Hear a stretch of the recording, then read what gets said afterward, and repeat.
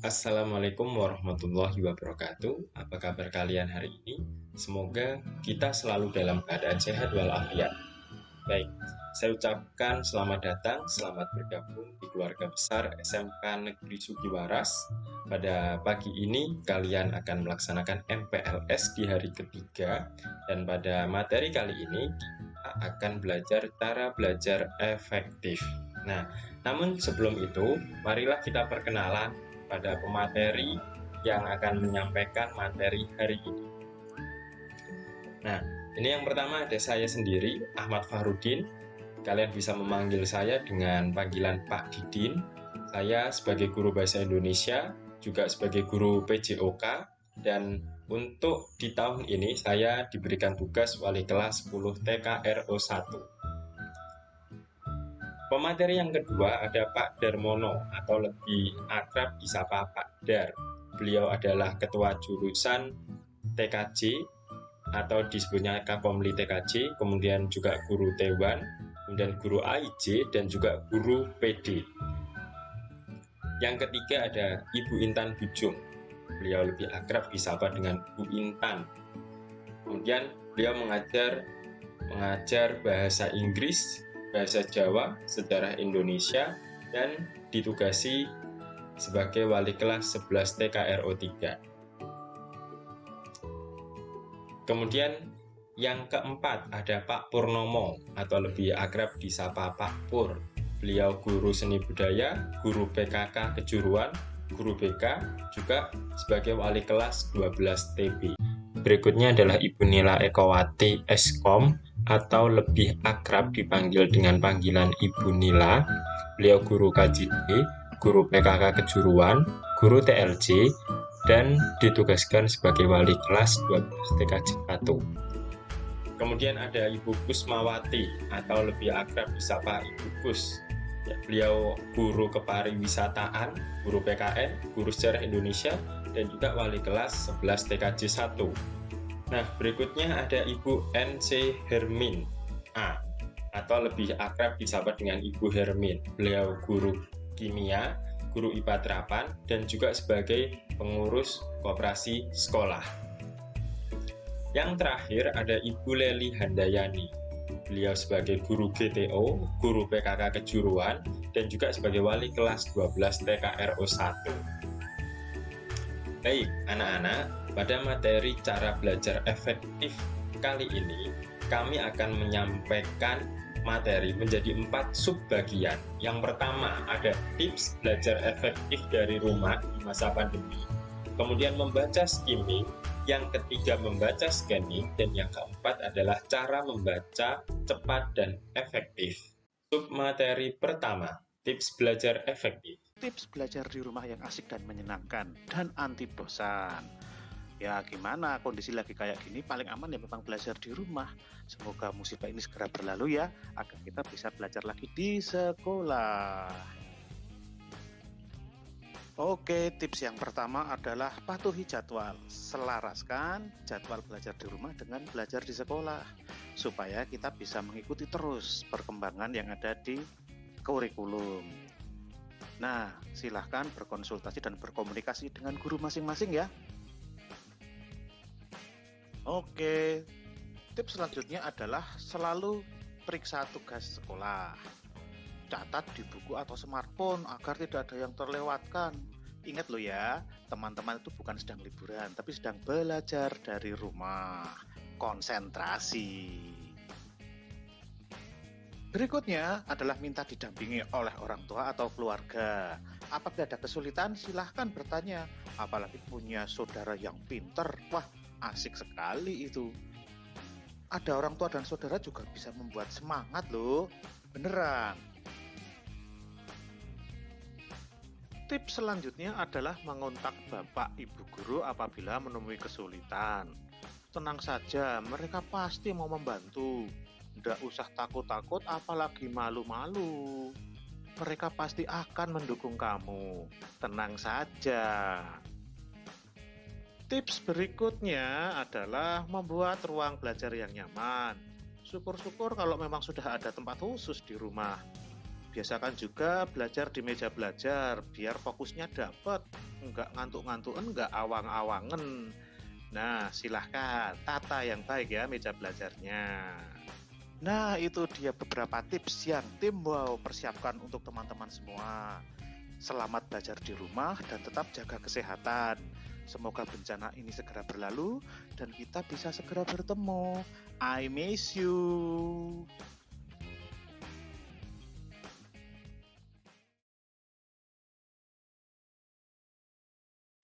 Submateri kedua, membaca skimming. Halo semua, bagaimana kabarnya? Kembali lagi bersama Ruang Pustaka. Nah, kali ini kita akan membahas tentang teknik membaca skimming.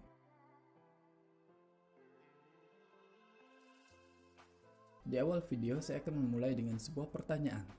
Nah, apa sih yang kalian ketahui tentang teknik membaca skimming? Silahkan jawab di kolom komentar ya. Saya akan tunggu sampai waktu ini berhenti menghitung.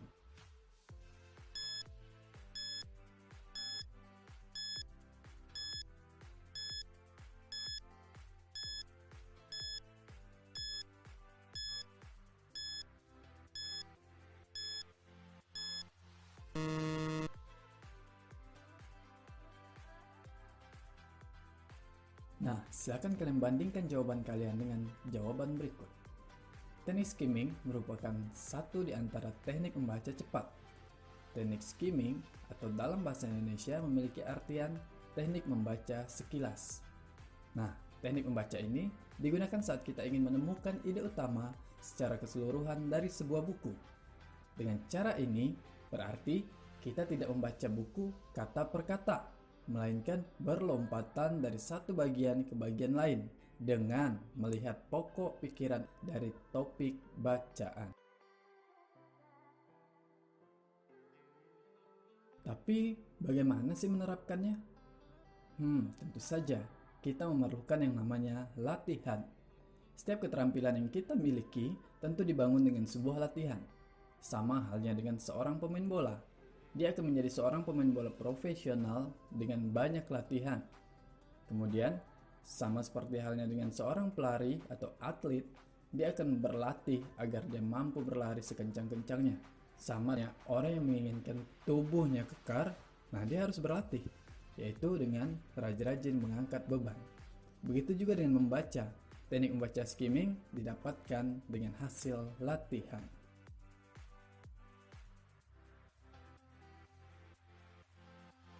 Terdapat 6 langkah untuk menerapkan teknik membaca skimming.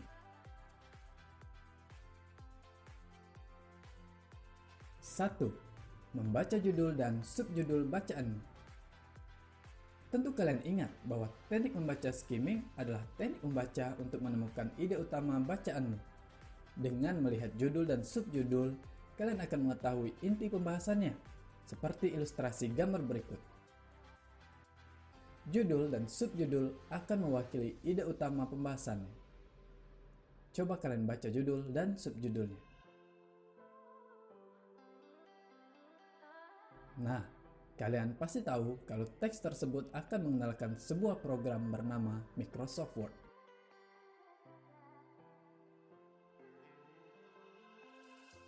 Dua, hindari membaca isi buku kata demi kata. Dalam menerapkan teknik membaca skimming, kita tidak perlu membaca kata demi kata yang tertulis. Mengapa demikian? Karena setiap ide pokok dari sebuah paragraf sudah mewakili isi paragraf tersebut. Perhatikan ilustrasi berikut. Apa ide utama paragraf tersebut? Nah, ini merupakan sebuah paragraf induktif. Tentu, ide utama terletak pada bagian atau kalimat akhir paragraf, yaitu tentang 3 hal yang membuat seseorang merasa nyaman dan kerasan atau betah tinggal di kota Bandung.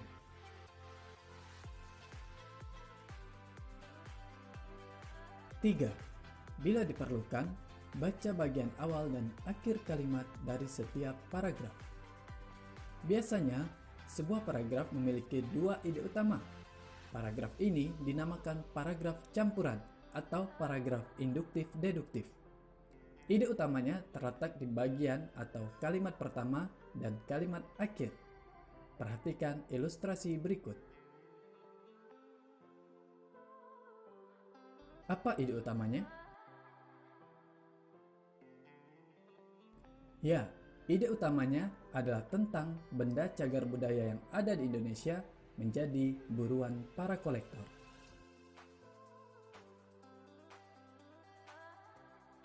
4. Baca dengan teliti paragraf akhir yang biasanya berisi kesimpulan. Setiap bacaan tentu memiliki kesimpulan yang dimuat di dalam paragraf simpulan. Perhatikan ilustrasi berikut. Tentukan paragraf simpulannya. Ya, paragraf simpulan terletak di bagian akhir teks atau paragraf terakhir teks.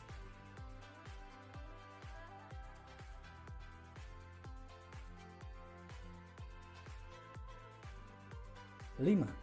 Perhatikan juga ilustrasi seperti gambar atau foto, kalau ada. Kadang, sebuah ilustrasi berupa gambar akan dimuat di dalam teks. Hal ini berguna agar kalian dapat lebih memahami bacaan kalian. Bagian ini penting untuk kalian perhatikan. Perhatikan ilustrasi berikut. Seperti ilustrasi 4.1 tentang pengertian melukis.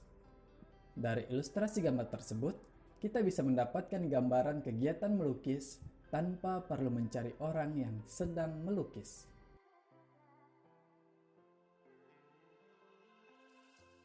Enam.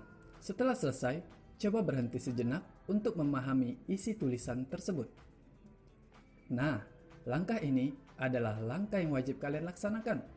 Dengan berhenti sejenak dan menyimpulkan isi bacaan, kalian akan menyimpan informasi yang terdapat di dalam bacaan di otak kalian.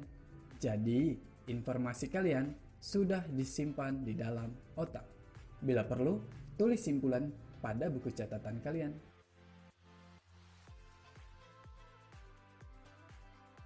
Selanjutnya, saya akan memberi kalian cara untuk merangkum dengan pemetaan pikiran. Namun, akan saya berikan di dalam video selanjutnya. Terima kasih. Submateri ketiga, membaca scanning. Kali ini, kita akan membahas tentang teknik membaca scanning.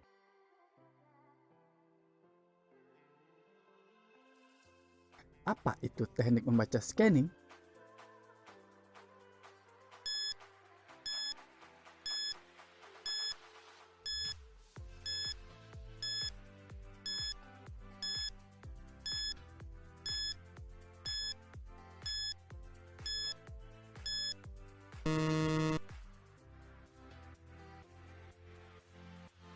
Nah, sama dengan teknik membaca skimming, teknik membaca scanning juga merupakan sebuah teknik membaca cepat. Teknik membaca scanning biasa disebut dengan teknik memindai. Teknik membaca ini berguna untuk mencari beberapa informasi secepat mungkin dan tentunya akurat. Teknik ini sangat berguna ketika kita ingin mendapatkan informasi atau data yang kita perlukan secepat mungkin. Jadi, teknik ini merupakan sebuah teknik membaca yang efektif dan efisien. Perlu kalian ketahui, teknik membaca scanning sudah kita terapkan di kehidupan keseharian kita, baik lewat perantara alat ataupun kita sendiri yang melakukannya. Contohnya, ketika kalian mencari kontak telepon di telepon genggam kalian, pasti yang kalian lakukan adalah mencari daftar kontak pada bagian nama sesuai abjadnya.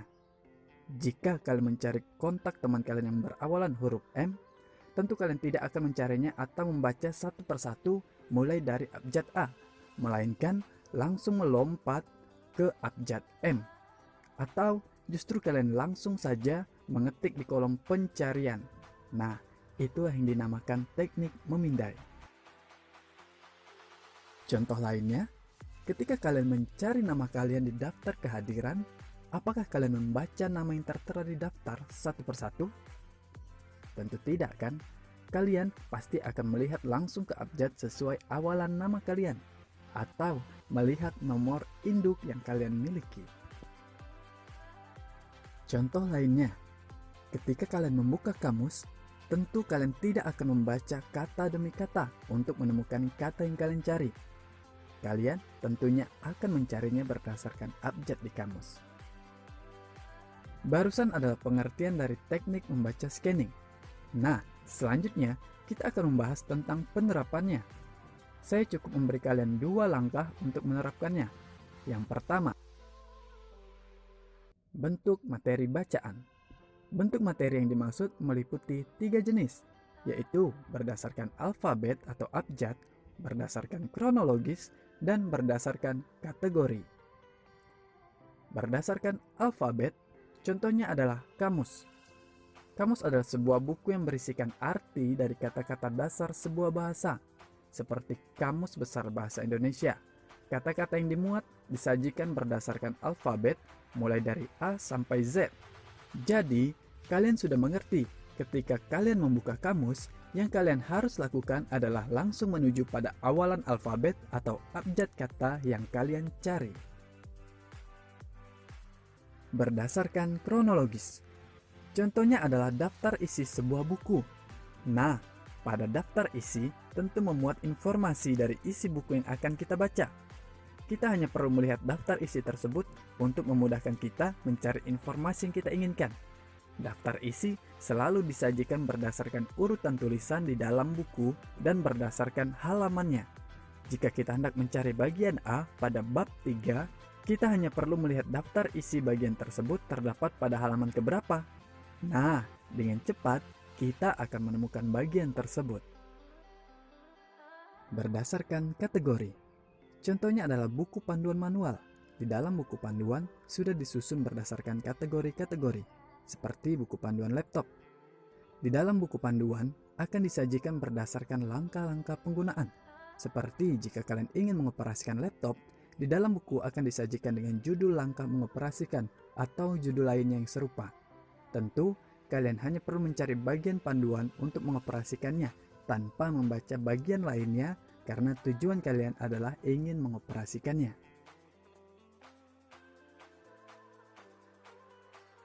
Dua, kata kunci. Dalam penerapan teknik membaca scanning, yang kalian perlukan adalah kata kunci. Seperti mencari kata di kamus, kalian memerlukan kata kunci yaitu alfabet pertama dari kata yang kalian cari. Atau kalian ingin mencari nama kalian di daftar nama, kata kunci yang harus kalian gunakan adalah nomor induk atau alfabet pertama dari nama kalian. Nah, mudah bukan untuk menerapkannya? Selamat mencoba! Buat waktumu lebih berharga dan lebih bermakna dengan menerapkan teknik membaca scanning. Submateri 4, cara membaca cepat dan efektif. Sekarang saya mau tunjukkan sedikit sebenarnya seperti apa proses membaca cepat itu terjadi. Bagaimana proses membaca itu terjadi. Di sini saya tampilkan sebuah gambar, ini misalkan mata kita. Kemudian katakanlah kita memfokuskan mata ke satu objek di depan. Misalkan saya lihat sebuah objek, ada sebuah layar komputer di situ. Ketika saya fokus melihat objek tersebut, apa yang terjadi? Sebenarnya mata saya punya jangkauan yang lebih lebar. Artinya apa? Meskipun di tengah-tengah ini ada layar komputer, tapi saya tahu, oh di sebelah kanan itu ada benda-benda yang lain. Ada mouse, ada buku, itulah namanya jangkauan penglihatan. Atau dalam hal ini sering dikenal dengan istilah peripheral vision. Jadi artinya apa? Meskipun mata kita fokus melihat satu hal, tapi sebenarnya kita punya jangkauan yang lebih lebar. Dan jangkauan inilah yang dimanfaatkan dalam proses membaca cepat. Jadi bukannya hanya melihat satu kata, tapi kita melihat beberapa kata sekaligus yang berhasil kita jangkau dengan mata kita. Sekarang saya akan tunjukkan seperti apa simulasi pergerakan mata seorang pembaca cepat. Tadi kalau kita lihat di simulasi awal, teksnya kan bergerak di tengah-tengah. Muncul teks baru, dan beberapa kata sekaligus. Tentu itu gampang kita lihat. Kenapa? Karena mata kita nggak perlu sibuk bergerak. Dalam praktek membaca cepat yang sesungguhnya, kalau kita baca di sebuah buku, sebuah kertas, tulisannya kan nggak bisa bergerak. Maka kitalah yang harus menggerakkan mata kita. Nah, setiap perpindahan gerakan mata ini disebut dalam proses membaca cepat dengan fiksasi. Jadi apa tuh fiksasi? Mata kita stop sebentar, menangkap beberapa kata di situ, kemudian dipindah lagi, fix lagi di satu tempat, menangkap beberapa kata di situ, dan terus berpindah. Di sini saya ambil sebuah contoh, misalkan ada sebuah teks seperti ini. Kalau pembaca biasa, dia akan menggerakkan matanya sesuai dengan jumlah suku kata yang muncul. Kalau satu baris itu ada 10 suku kata, maka 10 kali lihat. 1, 2, 3, sampai 10. Tapi seorang pembaca cepat akan membagi tulisan tadi itu ke dalam 4 segmen saja atau mungkin 3 segmen saja. Nah, di contoh ini kita lihat dalam 4 segmen. Seperti inilah pergerakan mata seorang pembaca cepat. Jadi teman-teman bisa melihat ya, ada pola di situ. Tek tek tek tek tek tek tek seperti itu. Nah, inilah pola yang nanti harus dilatih seorang pembaca cepat. Semakin baik keterampilan kita membaca, kita akan menggerakkan mata jauh lebih cepat dibandingkan sebelumnya. Jadi matanya, kepala tetap rileks ke depan, tapi mata yang bergerak seperti ini. Dan ini perlu latihan sampai kita mampu melakukan hal itu. Jadi kalau kamu belum berlatih, ini akan sulit, ini butuh praktek, butuh latihan yang rutin, sampai kita akan mampu melakukan proses membaca cepat dengan baik. Itulah materi kali ini, semoga bermanfaat bagi kalian. Tugas akan diberikan oleh Bapak Ibu pemateri melalui grup kelas. Terima kasih, semoga materi kali ini bermanfaat. Wassalamualaikum warahmatullahi wabarakatuh.